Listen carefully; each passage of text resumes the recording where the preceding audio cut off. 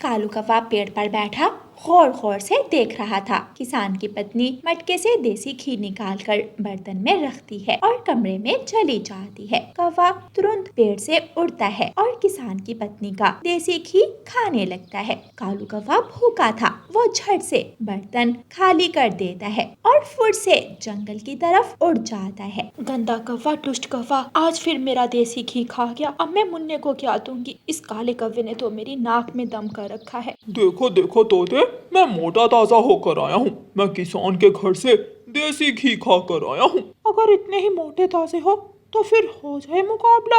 हाँ, देखते हैं। कालू कौवा तोते को पकड़ लेता है और एक ही वार में तोते को उठाकर दूर गिरा देता है। मेरी पसली, कमबख्त ने मेरी पसली तोड़ दी। बहुत शक्तिशाली है ये कौवा तो। जंगल के सभी पक्षी काले कौवे से डरते थे, क्योंकि कालू कौवा किसान के घर से देसी घी खा खा कर बहुत ज्यादा मोटा ताजा हो गया था। चल चल उठ चिड़िया, जा यहाँ से। ये जगह मेरी है, इस पेड़ पर मैं बैठूंगा। कौवे भैया, मैं पहले बैठी हुई थी इस पेड़ पर, आप बाद में आए हो। हम दोनों मिलकर भी तो बैठ सकते हैं इस पेड़ पर। कौवा चिड़िया को जोर से धक्का देता है और चिड़िया दूर जाकर गिरती है। मैं किसान के घर से देसी घी खाता हूँ, कोई मेरा मुकाबला नहीं कर सकता। किसान की पत्नी किसान की रोटी लेकर खेत में जाती है। भगवान, क्या बात है, आज तो ना मक्खन है और ना ही देसी घी। क्या करूं मैं, देसी घी कहाँ से लाती? आज फिर वो काला कौवा देसी घी खा गया। मैंने कितनी बार कहा है कि ढांप कर रखा करो चीजें। मैं एक पल के लिए दूसरी तरफ गई और जब वापस आई तो डिब्बा खाली था। वो काला कौवा हाथ भी तो नहीं लगता। अगर किसी तरह मेरे हाथ लग जाए तो मैं उस काले कौवे को नानी याद करवा दूंगा उसकी।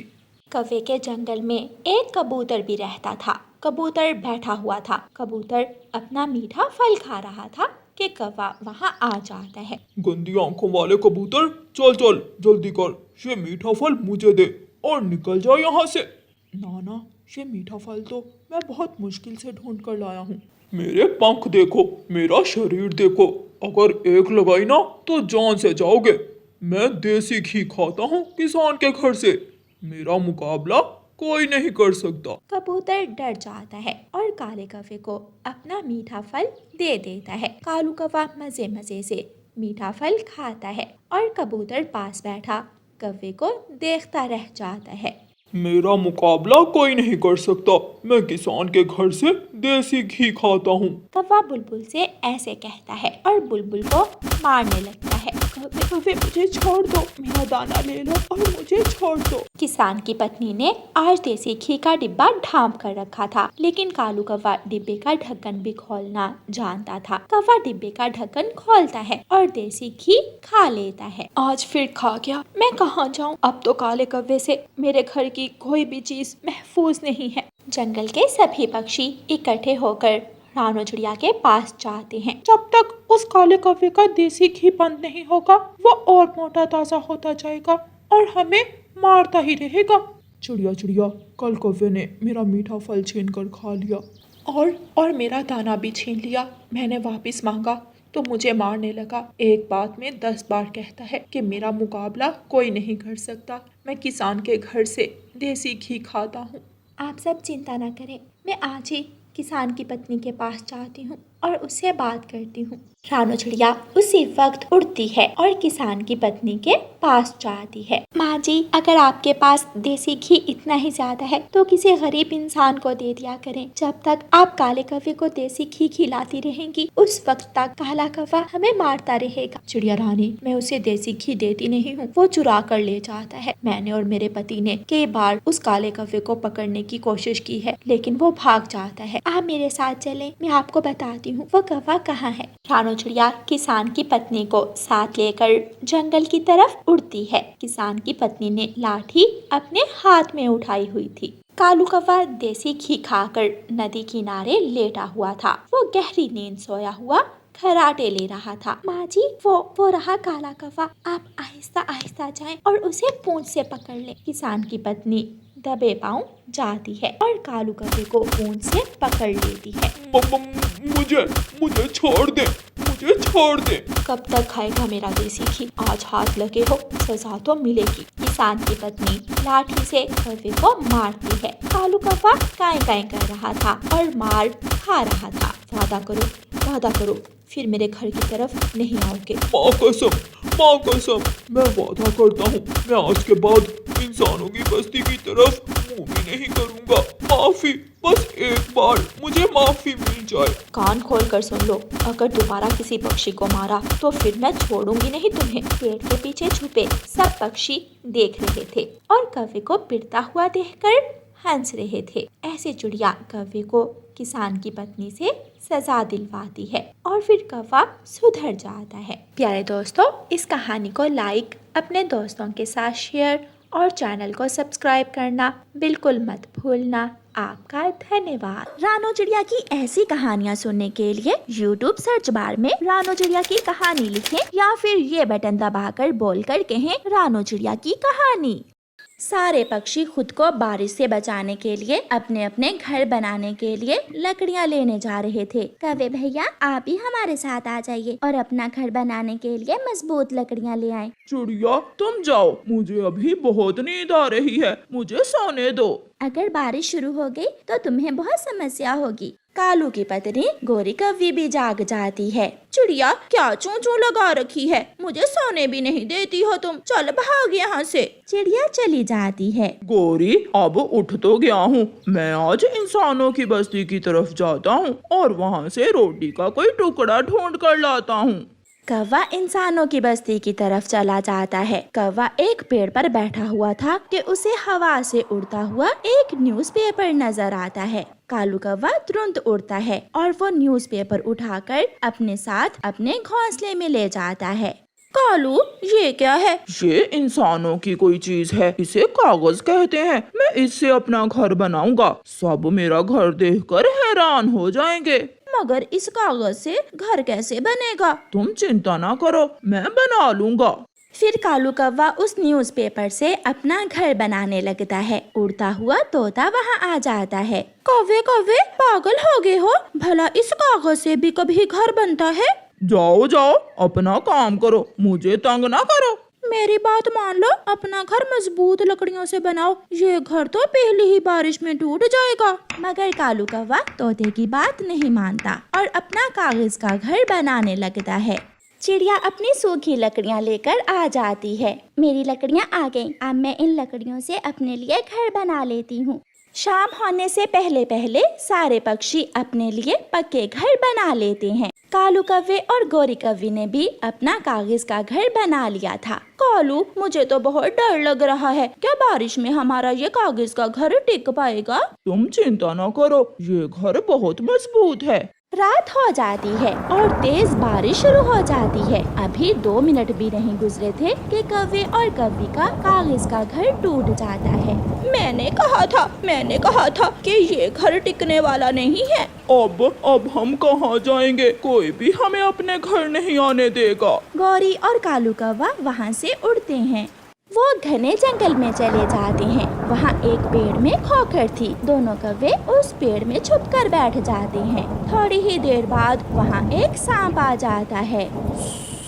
निकलो बाहर, ये घर मेरा है। अगर बाहर ना निकले तो मैं तुम्हें खा जाऊंगा।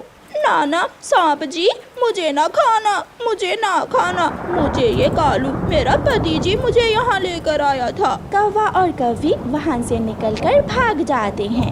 वो पूरे जंगल में घूमते हैं और फिर थक हार कर कबूतर के पास जाते हैं। कबूतर, हमें अपने घर में आ लेने दो, हम बारिश में भीग रहे हैं। और बनाओ कागज का घर। वो दिन याद करो जब हम सब ने तुम्हें लकड़ियों का घर बनाने का कहा था और तुमने हमारी बात ना मानी। चले जाओ यहाँ से, मेरे घर में ऐसे आलसी पक्षियों के लिए कोई जगह नहीं है। कालू, अब कहाँ जाएं? मेरे मामा जी के पास। मेरे मामा जी तो मुझे जरूर अपने घर में आने देंगे।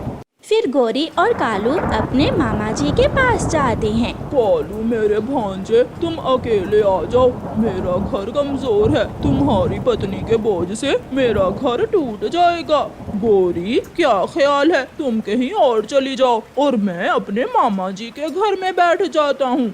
मैं तेरी चटनी बना दूंगी मार कर। बेशरम पति, मुझे छोड़कर जाओ तो एक बार मामा जी के घर में, चल मेरे साथ। फिर गोरी कौवी कालू कौवे को चिड़िया के घर ले जाती है। चिड़िया चिड़िया हमें माफ कर दो, मुझे मालूम है तुम हमसे बहुत नाराज हो। चिड़िया चिड़िया, मेरा कागज का घर तो मिनटों में ही टूट गया।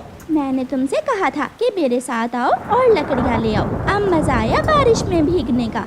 फिर चिड़िया कौवी और कौवे को अपने घर में ले जाती है। चिड़िया, मैं समझा मेरा कागज का घर देखकर सब हैरान होंगे, मगर वो तो बारिश शुरू होते ही टूट गया। अब चुप करके बैठ जाओ, कहीं ऐसा ना हो कि मुझे फिर से गुस्सा आ जाए। आया बड़ा कागज का घर बनाने वाला। चिड़िया हंसने लग जाती है और कौवे और कौवी को दाना देती है। गुड़िया और सोनो दो बहनें थीं। गुड़िया चिड़िया अपनी मम्मा का हर कहना मानती थी, जबकि सोनो अपनी माँ की हर बात को सुनी अनसुनी कर देती थी और अपनी मम्मा की बातों पर ध्यान न देती थी। गुड़िया और सोनो, उठो बेटा, भोजन ढूंढने का टाइम हो गया है। आज हमें दाना लेने दूसरे जंगल जाना है। मम्मा, मैं तो कब से तैयार हूँ। चलो सोनो बहन, मैं नहीं जाऊंगी। मम्मा आप जाइए, मैं अपने लिए दाना ले आऊंगी। सोनो बेटी, दाना लेने हमेशा अपने मामा पापा के साथ ही जाते हैं। सबसे अच्छे दोस्त मामा पापा ही होते हैं, जो हमेशा आपको अच्छाई का रास्ता दिखाते हैं। मम्मा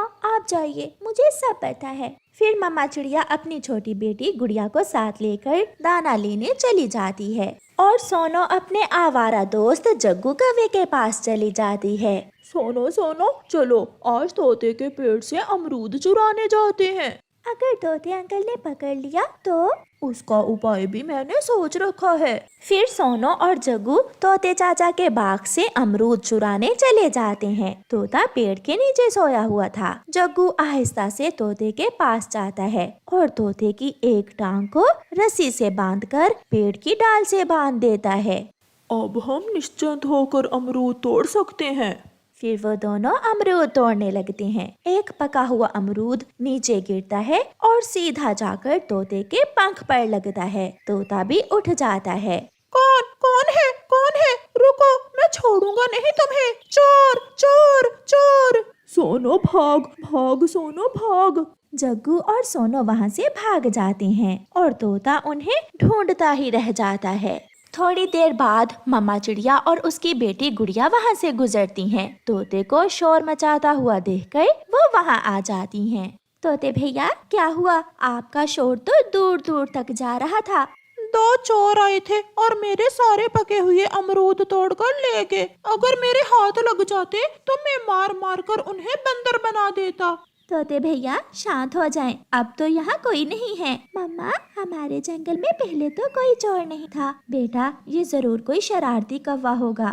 मम्मा चिड़िया और उसकी बेटी गुड़िया जब घर जाती हैं, तो सोनो बैठी मजे मजे से अमरूद खा रही थी। मम्मा, सोनो अमरूद खा रही है।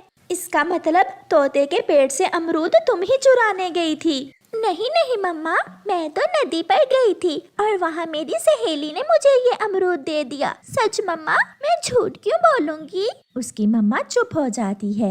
मगर सोनो ये नहीं जानती थी कि चोर एक ना एक दिन तो पकड़ा ही जाता है। दूसरे दिन सोनो जग्गू के साथ कबूतर चाचा के पेड़ से आम चुराने चली जाती है। यहाँ कोई नहीं है, लगता है कबूतर चाचा घर गया हुआ है। पहले तुम ध्यान रखो और मैं आम खा लेती हूँ, फिर बाद में मैं रखूंगी और तुम खा लेना। नहीं नहीं, मुझे भूख ज्यादा है, पहले तुम ध्यान रखो, पहले आम मैं खाऊंगा। फिर सोनो पेड़ पर बैठकर इधर उधर देखने लगती है और जग्गू कौवा पेट भरकर आम खा लेता है। फिर सोनो की बारी आती है। सोनो अपने ध्यान बैठी आम खा रही थी जब जग्गू दूर से ही कबूतर चाचे को आते हुए देख लेता है और वो उड़ जाता है। कबूतर चाचा पीछे से आकर सोनो को पकड़ लेता है। भागना नहीं, अगर भागी तो पीछे से ये बड़ी वाली लाठी मारूंगा। जग्गू जग्गू कहाँ हो? वो तुम्हारा साथी तो भाग गया, मगर मैं तुम्हें ऐसे नहीं छोड़ने वाला। एक चोर को सजा जरूर मिलेगी। कबूतर सोनो को पेड़ के साथ बांध देता है। वहाँ से एक बुलबुल गुजर रही थी। बुलबुल, इस चिड़िया की मम्मा को जाकर बता दो, अगर इसे जिंदा देखना चाहती हो तो जल्दी से आकर मेरी बात सुने। बुलबुल चिड़िया के घर जाती है। कबूतर चाचा ने सोनो को पेड़ से बांधा हुआ है और वो तुम्हें बुला रहा है। ये सुनकर चिड़िया डर जाती है। गुड़िया बेटी, वही हुआ ना जिसका मुझे डर था। मेरी सारी उम्र की बनाई हुई इज्जत उस बच्ची ने खाक में मिला दी। फिर मम्मा चिड़िया जल्दी से अपने घर से निकलती है और कबूतर के पास जाती है। कबूतर भैया, बच्ची है, गलती हो गई, मैं माफी मांगती हूँ, आप इसे छोड़ दे। गलती एक बार नहीं हुई, ये दोनों हर रोज मेरे आम चोरी करते हैं। आज तो मैं इसे पुलिस को देकर ही रहूंगा। पुलिस का नाम सुनकर सोनो रोने लग जाती है। मम्मा, मम्मा प्लीज एक बार मुझे बचा ले, मैं फिर कभी चोरी नहीं करूंगी। मम्मा प्लीज मुझे पुलिस को ना देना, मुझे पुलिस से बहुत डर लगता है। कबूतर भैया, अगर फिर कभी मेरी बेटी आपको यहाँ नजर आई तो बेशक मुझसे पूछे बिना ही पुलिस को दे देना, मगर एक बार इसे छोड़ दें। फिर बहुत मिन्नत समाजत करने के बाद मम्मा चिड़िया सोनो को छुड़वाकर घर ले जाती है। घर जाकर मम्मा चिड़िया खामोश थी। मम्मा, आप मुझसे नाराज हैं? मम्मा, एक बार मुझे माफ कर दें, मुझे सब पता चल गया है, मैं जग्गू की बातों में आ गई थी, मैं फिर कभी चोरी नहीं करूँगी, मुझे माफ कर दे मम्मा।